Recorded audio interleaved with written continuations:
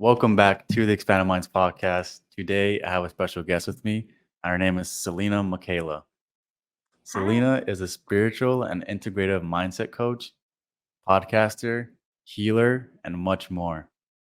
Salina helps people find their power and authentic self. She helps people heal through shadow work, and she also helps people tap into an abundance mindset. And so, if you are on the spiritual path or into self development, healing, this podcast will be dedicated to you. And that being said, welcome on. Hi. Thank you for having me. I'm excited to be here. Thank you for coming on. Yes. I appreciate you coming on. Now, with your spiritual journey, where did you start out with, and how did you start to develop as a person throughout this journey?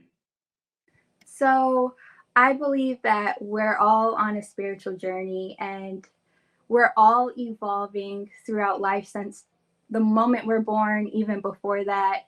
I consciously became aware of my spiritual journey about 3 years ago, I would say. Um, at the time, I really didn't know what I was doing. I just knew that I was fed up with my life, with the way I was feeling, and that I needed to change something. And then from there, I just started, looking for podcasts and books and resources to help me feel better. What were like the main like podcasts and like books that helped you or like that you looked into? So there is a podcast called Manifestation Babe, and her name is Catherine Zakina, I believe, and she introduced me to like manifestation. And when I was first introduced to manifestation, it was like, whoa, I can create my reality. I can have everything I want. I thought it was going to be really simple, really easy. So I binged all her content.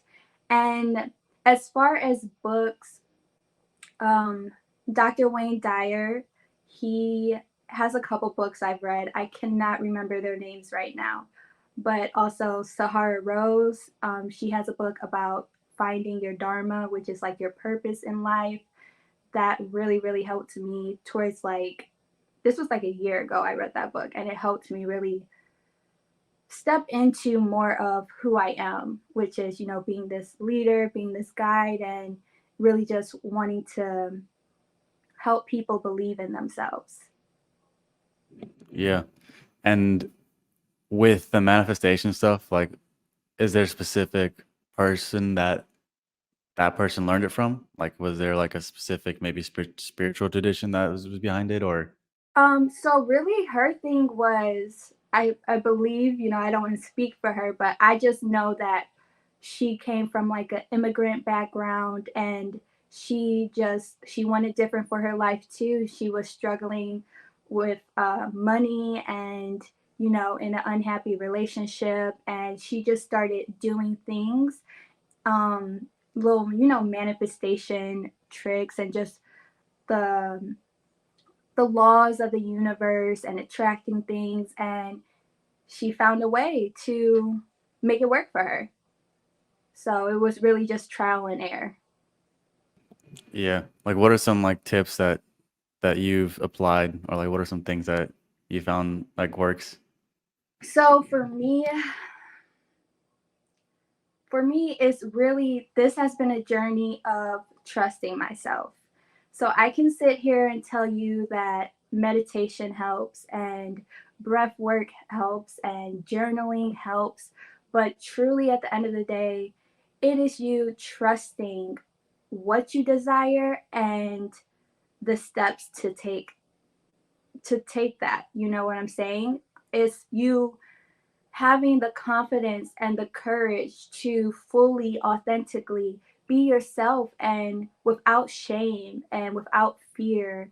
And if there is a tip I can give, it is just to start doing things.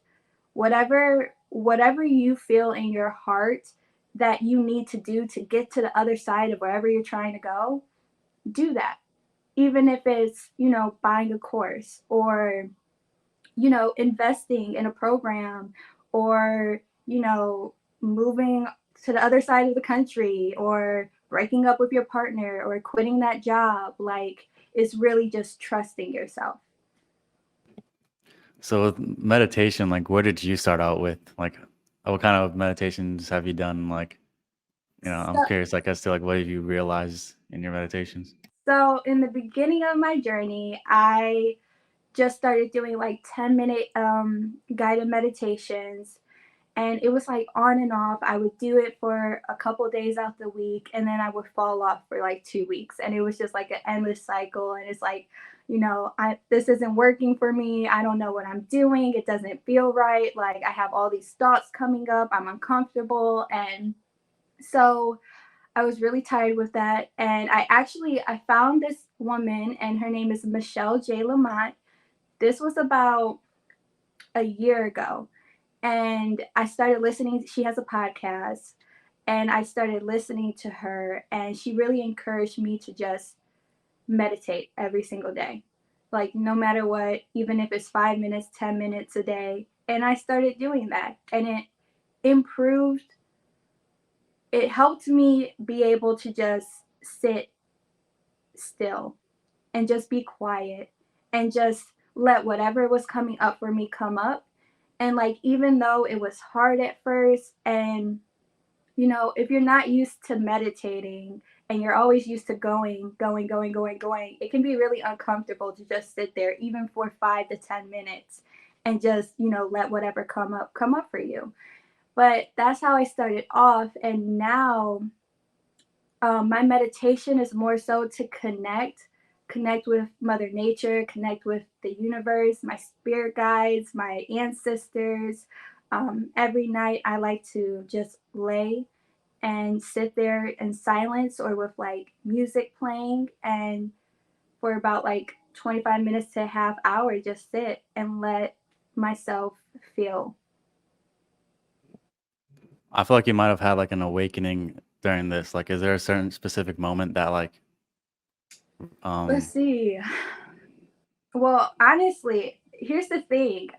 I meditate in different ways. So it's all about being in like a flow state. That's kind of what meditation is. It's just allowing yourself to flow with whatever. So I believe, well, I had a spiritual awakening. I love to dance. And this was like a month ago. I was just in a flow state of dancing, letting my body flow. And I realized that I really wasn't moving my body. I've never seen my body move this way before. And I got the download that it was like my ancestors connecting with me. And that is how they like to connect with me, is through dancing. And it's really powerful. When I realized that, um, I believe that was like an awakening for me of like, wow, like this is real. And it's not just like, it's deeper than what I thought it was when I first started my spiritual journey. so it's kind of like were you doing like your own like kind of cathartic kind of dancing? Or was it like an I always call it ancestral kind of like dance that you're trying to do, or what kind of No, dance was it? I first started off just, just moving my body, letting loose, and then I just started like shaking my hips and just doing things with my legs and with my arms that I've never done before. I've never seen it before. I just started doing it, and it's it's just like a flow state. That's what dancing is for me. And yeah, and also connecting with music. I like to connect with music. I like to connect with everything in my life, truly. I think everything can be a practice of being in a flow state and just surrendering to life with whatever you do. And then your experience with with your ancestors and stuff, was it an inner knowing, or was it like a maybe a direct message that you heard, or what was No, it? so it is an inner knowing. It is more so of like, I really don't know how to explain it. Like you just start laughing because like this is something outside of you and you can't explain it. You really have to experience it. It's an energy, it's an inner knowing, it's an experience. Have you done like a research on like just dancing and the benefits of it? Like maybe like it could release trauma or something like that, or like Well, I do know that dancing does release trauma, and there's this form of dancing called rage dancing, and it's really just you can put on like some heavy metal music and you just shake your body and you stump your feet, and it really releases energy and rage and anger from you, and you feel a lot better afterwards. So that's like the healthy way to cope with anger and letting out steam. so you have like a heavy metal playlist, I'm assuming. I wouldn't say it's not heavy metal, but it's rock music. I love all type Yeah. of music, so yeah. Is there like a specific band that you listen to? No, not a specific band. No, no. Okay. And then you talk about like you like to connect into things, and one of the things you connect to is Mother Nature. Mm. So can you go into that and like, do you live in the city? No, nope, nope. Okay, so I'm like from the Detroit, Michigan area, though. Yeah. okay. Well, I mean, in general, like, what are the benefits of connecting with Mother Nature? Like, how have you? What are some things you found out about that? So through just being in nature and just looking at nature. Like I'm sitting here, I'm looking at the trees outside my window right now. And it's just nature is who you are. We're connected.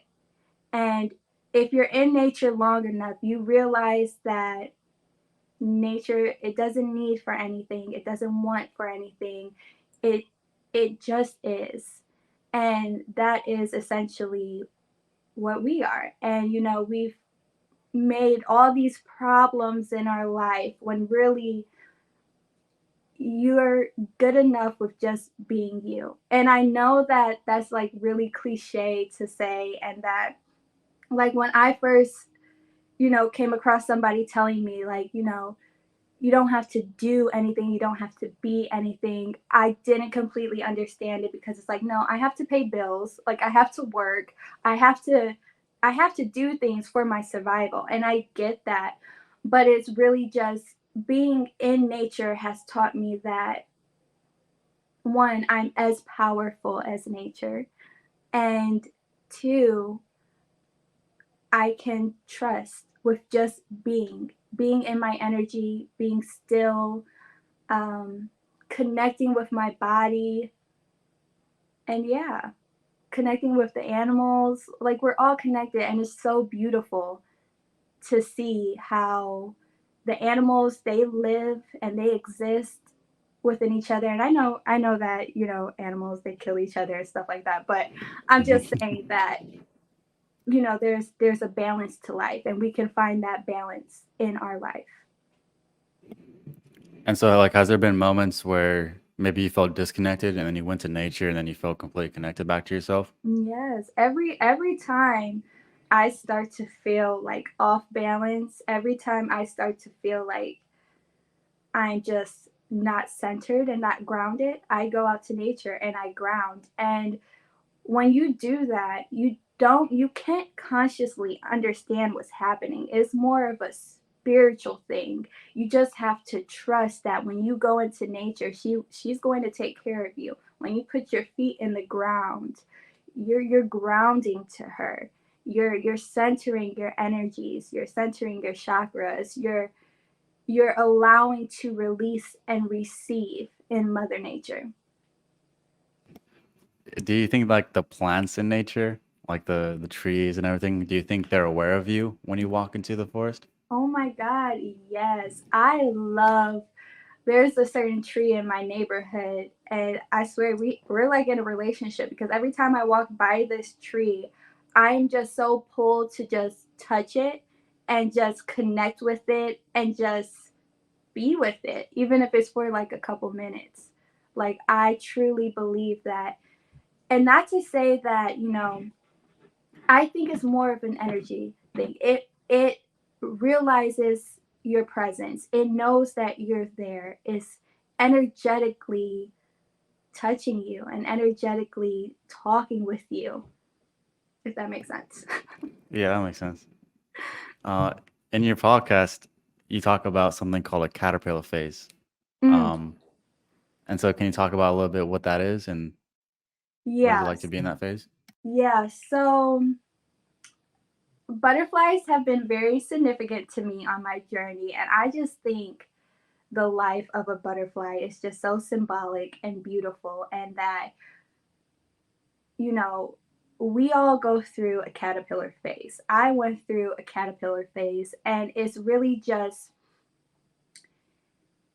it's you not forcing things. Like, you have to be in this phase of rebirth and death, and you can't force certain outcomes in your life.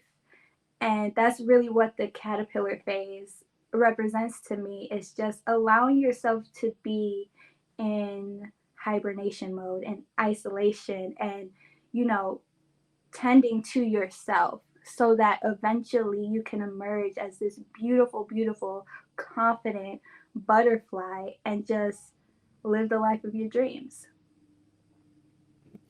So, is part of it like going into the unknown and being Mm, okay with not knowing? Is that part yeah, of the that's caterpillar phase? that's life. Rather we realize it or not, life is, you cannot plan anything really.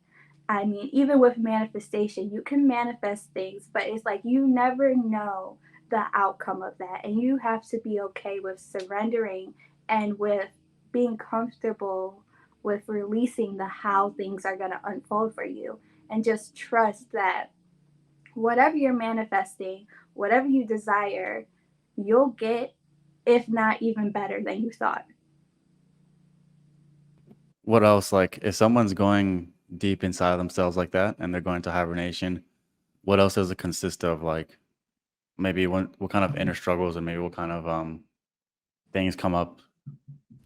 So for me, which I really can only speak for myself, when I would go into hibernation mode, when I would isolate, it was really a lot of fears coming up for me, a lot of insecurities and doubts. I was, healing, childhood trauma and teenage trauma. And, you know, with the person I am today, I really don't think it's necessary to relive certain wounds. Um, but for me at the time, I thought it was necessary, and I had to really just be in that energy of my past versions to see what I needed to heal. And along the way, it wasn't perfect. It's not like, I hibernated for like 3 6 months and then I came out on the other side and I was fine. Like, I was learning, nobody around me was doing healing work, and I didn't know what the hell I was doing. So I was just trying to figure out answers. So I would just do journal prompts and sit with my emotions and go out to mother nature and do yoga and just do all these things that I saw other people doing to try and heal the aspects of myself that were hurting. Yeah, I'm also reminded of maybe like a dream experience I've had Mm, where I was actually following the certain teaching at the time, the certain meditation, and one of the people that was like practicing the meditation like appeared in my dream. And then as soon as he kind of went into that mode, you would say like that caterpillar or hibernation mode, it was just like all this darkness started to surround him. It was like he started to surround himself in like this veil of mystery. And then wow, he started to go straight into the unknown and he gathered all the way inside of himself like that. And wow. then he was like, I think after that, he said like intuitively, like if you, I'm trying to remember what he said. He said something like you had to give yourself completely to this process or whatever, something Mm. like that. But that was basically it. So like for you, like was there a certain meditation practice that you picked up in that time that helped you? Or also, I know you did shadow work too. So is there a specific method that was part of this, or was it just you just being by yourself more? Or Um, so the way I went about my healing in the beginning was I was looking at the people who have hurt me in my life, and I was telling myself, what am I going to do with you guys? Like, you guys hurt me, and I need to protect myself. So, literally, within every person that has hurt me in my life, I looked at them, I looked at our relationship, and I asked myself, you know, is this person, does this person have good intention for me? And if I felt like the answer was no, if I felt like the pain that they caused me was too much for me to want them to be in my life, I released those people. And I feel like that helped a lot within clearing out energy to welcome in new energy. I'm a big believer that, you know, not saying you have to cut everybody out of your life, but not everyone deserves to be in your energy. And I think that was a lesson for me to learn because I did have a really, really big heart. But sometimes when you have a big heart, you get taken advantage of. And yeah, I had to set that boundary with myself to take care of myself first and protect myself in that way. And that helped a lot on my journey. Yeah, that's quite interesting because it's interesting how we develop relationships off of like false premises or Mm, things, false expectations and things like that. And then as soon as they don't, yeah. it's not really connected to our true selves sometimes. So Yeah. sometimes you have to let it go. So Yeah. And as you know, as you're growing and evolving, I feel like you also have to look around and see like, are these people I don't want to say serving me, but do they have certain attributes that I would like to have? Are they seeking to help change their lives, or are they complacent in where they're at? And it's like you really are who you hang around, and that's a big part of life too. So like with shadow work, I'm curious, like maybe what are some of your findings with it, and like what is shadow work first off, and like what are some of your findings with it?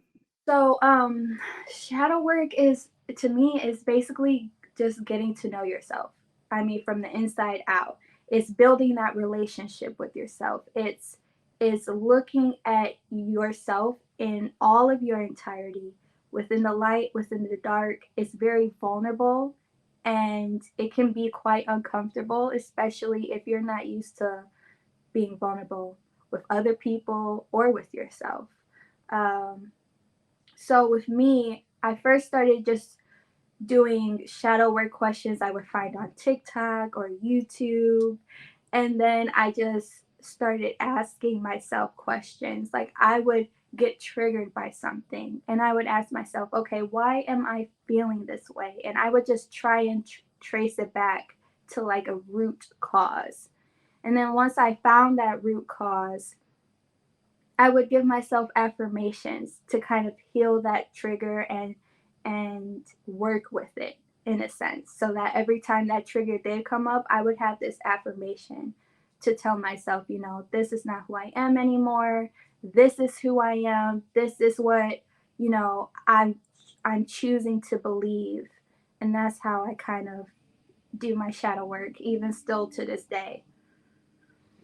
So like when you ask yourself questions and you wait maybe for a trigger to come up, is there a specific time limit that you put on, like for Mm-mm. the question to come up? Is there no time that you put on it? You just wait, if even if it takes a couple of weeks for it to come up, or like what? So here's And the thing. Like I'll give an example even for today with coming here on this podcast.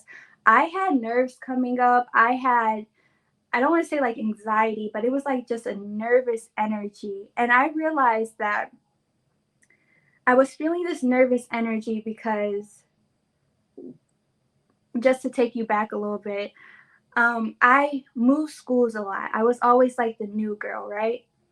And when I would get to this new school and we would have presentations, I would want to literally die. Like, I wanted to skip school. I wanted to, call in sick, whatever. And I realized that the root of this nervousness that I was having to do this podcast call wasn't me. It was a past version of myself who was scared, who was new, who felt alone and lonely. And once I realized that, I kind of just called on her. I called on this teenage version of myself, and I told her it was okay, that she had nothing to be afraid of, that she was safe in being all that she is, and that, that I got her and she has nothing to worry about. So that's like an example of how I do things. And I just kind of keep doing that until it subsides. And so it just when it subsides, is that the integration part where you Mm-hmm. maybe sit for it with a little bit longer, or maybe do you put on music to help yourself kind of Mm. like sit in it, or like Yeah. So yeah, the integration part really is, doing the shadow work, figuring out stuff, and then like doing something fun for yourself. So for me, like I like to dance, or maybe you can go for a walk or watch your favorite TV show and just kind of like take your mind off of it.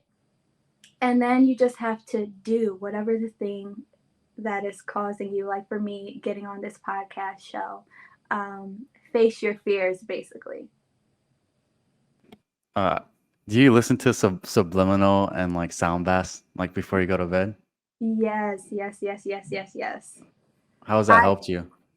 um I just like it. I couldn't It's more like it's the same thing as like nature. Like you can't consciously know how it's helping you. You just have to trust that, you know, music is vibrations and everything is energy. So I'm choosing to believe that if I am energy, my energy will be affected by the energy of the music. And that's just my beliefs. Do you Yeah, listen to subliminals? I here and there. The Okay. main one is I'll listen to audiobooks before I go to bed, and then Okay. sometimes I wake up and I'll have like it's weird. Sometimes I wake up in altered states, and then Wow. I'll like see the information in a different way, or Wow. maybe like for example, like one book I had was listened to was reality transurfing. I'm not sure if you heard of that one, Mm-mm. but it's a very interesting book. It's pretty deep, but I just got so many realizations off that book. Just waking up in just in an altered state in the middle of the night. I'm just like a lot of intuitions. So Wow, I love that. I'm gonna have yeah, to it's check that awesome. out. Like, what kind of sound baths or like subliminal stuff do you listen to? Is it like So I usually just go on YouTube. I, type in subliminals and maybe like I'll type in a word that I want, like confidence or abundance and things like that. But recently, like yesterday, I found this app. I believe it's called Expand, and it's so cool because it literally just has subliminals, it has guided meditations, all type of things for whatever area in your life. And yeah, I think you should check it out if you're interested. it So sounds interesting? yeah, it is. It's really cool. And sound baths, like, do you think they like as soon as you listen to one, do you feel like your vibration raise right after, or is it because You those are feel pretty things. potent? I think. Yeah, for me, I feel it in my body, and I like to do sound baths. Like if I'm doing like a full moon bath, I will put that on and I'll get in my bath and I'll just close my eyes and I'll really just immerse myself in the music. And yeah, it's very potent and powerful. Have you been to one in person before? No, I haven't. I really want to. Okay. Yeah, and I also want to learn how to do it too. I think that would be really cool, a nice hobby for me. Yeah, it looks pretty cool. And then you have this idea called being a trendsetter. Like, what exactly is that? So, being a trendsetter, to me, it is being the first in your family, in your lineage, in your environment to seek unorthodox patterns and perspectives and just a way of being, and you're kind of just going against the grain of everything you were taught to be. And the way I came up with being a trendsetter is because that's what I resonated with the most. Like I said, I didn't have anybody around me to look to ask for help while trying to heal. I really figured everything out so far on my own, like, in my close friends and my family and stuff. So if it has felt kind of lonely. And that's why I called myself a trendsetter, because I feel like I am, not to toot my own horn or anything, but I feel like I'm just paving a new way for my generation and other people who resonate with being a trendsetter. Now, does going against the grain, um, did you start doing that once you started healing, or was it you've always been somebody that's like, huh, like let me, Hmm. I don't really agree with, this Honestly, right here. I feel like it's been my entire life. I have, um, you see, my parents got divorced when I was 9, and that's when I started switching schools a lot. And I don't know, I always felt like I just wanted to do different things. Like, I didn't like school. I'm actually a high school dropout, and that was a huge disappointment to my family. I smoked weed, another huge disappointment to my family. I don't know. I always just kind of just did things different, and I wouldn't say I didn't care, but it was just like I was just trying to do things that made me feel better, which dropping out of school made me feel better. And smoking weed made me feel better. And then my healing journey, the way I went about it, it made me feel better. So it's really all about you. This journey is all about you and being that person for yourself and believing in yourself and doing the things necessary. And would you say like maybe just the way you've lived life, is this reason why you're like more of an open person or open to try new things? Um, Or why am I so open? I don't know. I just think being open about things is like just allowing all different type of possibilities to come to you. If you're closed off, you miss out on stuff. And I feel like being open, even within my spirituality, when I first started to meditate and really started getting into my spirituality and my guides and my ancestors, like, I wasn't raised to do this. I had been instilled with fear to connect with anything outside of like Christian and religion and things like that. So yeah, what was the question again? I forgot. no, just saying like it seemed like just the path you're on Mm, kind of led you to a certain openness. So I was like yeah, saying like, like yeah, you moving schools and everything, like stuff like yeah, that. Has that led you to being more open and stuff like that, to trying new things? yes. Yes, Okay. definitely. And I think my parents, they also helped with that too. They weren't very strict. They let me do what I wanted to do basically, and that has just helped me be able to be the person I want to be. Yeah.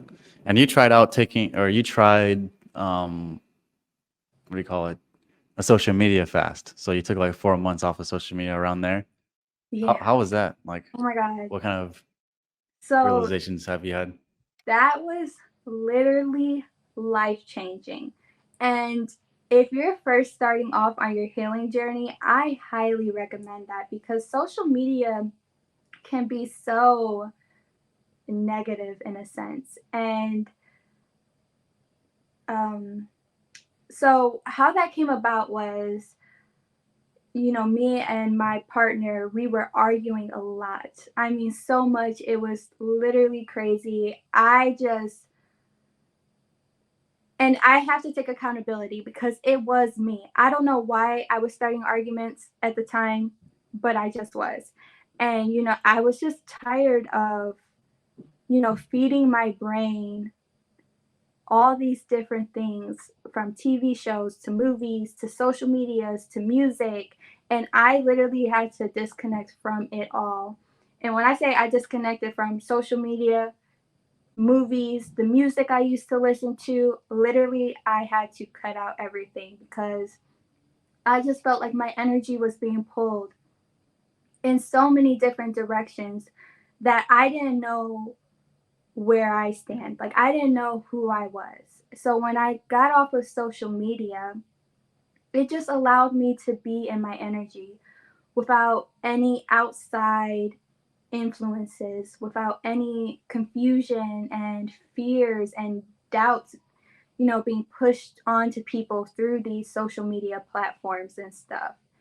And then by the time I got on social media, it still didn't, when I got back on social media, it still didn't feel right. And I just realized that I didn't resonate with my social media anymore. And I made new pages for everything. And now I enjoy social media. Now I use it as a tool, and I can scroll and not feel depleted afterwards. Like, I actually feel more uplifted because of the people I'm following, and my algorithm is just so attuned to who I am. That's pretty cool. Yeah. Um, but do you see like maybe how social media can control people, or like is there anything that you noticed beforehand how it kind of worked, like, and then versus after, like you kind of having more of a better feed? Yeah, so social media, it can be fear based. It's like the news, it just spews fear at you, and, you know, all this information from all over the world. And the way I think of it is, if I cannot help the world, I don't need to know what's happening in the world. I don't want to sound like, that I'm being like I don't care.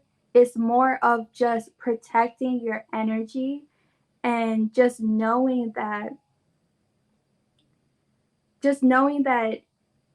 you are protected, and that you don't need to indulge in fear and doubt and even like like so much stuff on my old social media accounts, and it's not good for your spirit to indulge in that type of energy. And then you also have this thing called like, or you also talk about listening to your inner voice. It's like, what is it like to tune into yourself and like listen to your inner voice? Because it seems like as soon as you got on social media, like all those voices were maybe not as loud. So Yeah, does it so help you that listen to your inner voice more? yeah, so being off social media has helped me tune into my inner voice, so that when I did get back on to social media, like, I knew who I was. And even though I didn't know where I was going, I didn't know what I was doing with my life, like, I still knew at the end of the day, tuning into your inner voice is just knowing yourself. So that's where your shadow work comes in. And that's where you're asking yourself these questions, and you're affirming to yourself who you truly are. And when get back into the world and go back on social media, like, like, I was able to go back on social media, and I if I saw something that I didn't like, unfollowed, blocked, delete, whatever, because you don't need that in your energy, if that makes sense. Yeah, that makes sense. Do you also think that maybe scrolling through social media a lot creates like limiting beliefs for somebody, or Mm, maybe they yes, start because you to see, trap their mind? here's the thing, because social media, it can be a tool in your life, but it can also aid in your insecurities and in your fears. And that was probably one of the reasons why me and my partner was arguing a lot, because I was going on my social media, seeing all these beautiful girls, and you know the average person, if social media wasn't a thing, you would not see all of these people. You would not compare yourself to all of these people. And it can really be damaging, in a sense, to your self esteem, to compare yourself, and even to say, like, other people's successes and the way they live their lives. And now you're sitting here thinking my life isn't good enough because this person is living in a loft apartment on the water or something. And it's just, it can be a lot of comparison and competition and things of that nature that isn't fun to deal with. Yeah. And talk to me about stepping into your power. Like, what does that mean? And how do So someone step in their power? stepping into your power truly is just believing in yourself confidently. Like, you can believe in yourself and still have doubts come up. But truly stepping into your power is understanding that, you know, that no matter what, you're going to get your heart's desires. That no matter what, you are 100% safe within being yourself. Like, that is, you just want, everybody wants to feel confident, everybody wants to feel loved and appreciated and successful, and it's figuring out what that means to you and just being in that energy. Yeah. Is there a certain maybe thought process or mindset that is behind that? Is it just you just feel it? Like, what is? So yeah, it's just being in your power is, well, first you have to have a deep desire for change, right?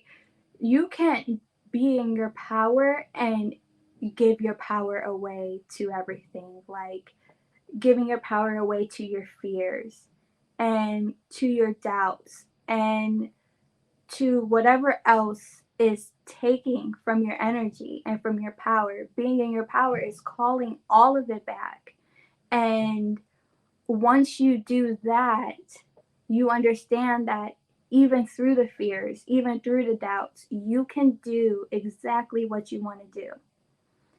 Um, yeah, so believing in yourself is really just, if you believe in yourself and your dreams, they will manifest no matter what. No matter what you go through, no matter any challenges, any circumstances in your life, you have to believe in yourself, and that is your power. And there's this quote. It's from Dr. Wayne Dwyer, Hmm. and the way to understand something, you already know.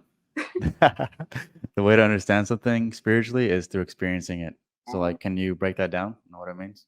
Yeah, it's just so true because, like, that's what I had to learn, and that's the stage that I am at now. I went through, trying to understand things, reading all these books, listening to all of these podcasts, but it's really not until you walk the walk and talk the talk that you truly understand all of the things that you've learned, right? Meditating, shadow work, you know, grounding.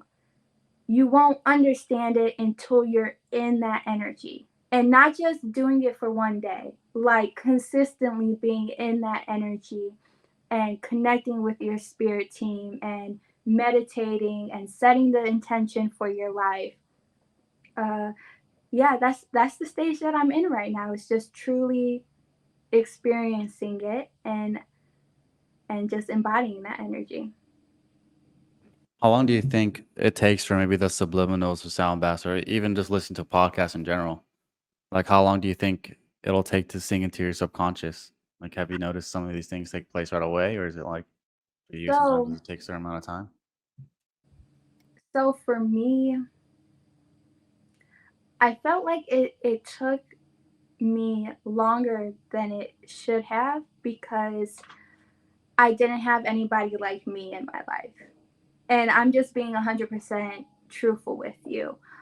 Um, it doesn't need to be a long and hard journey if you understand where you want to go.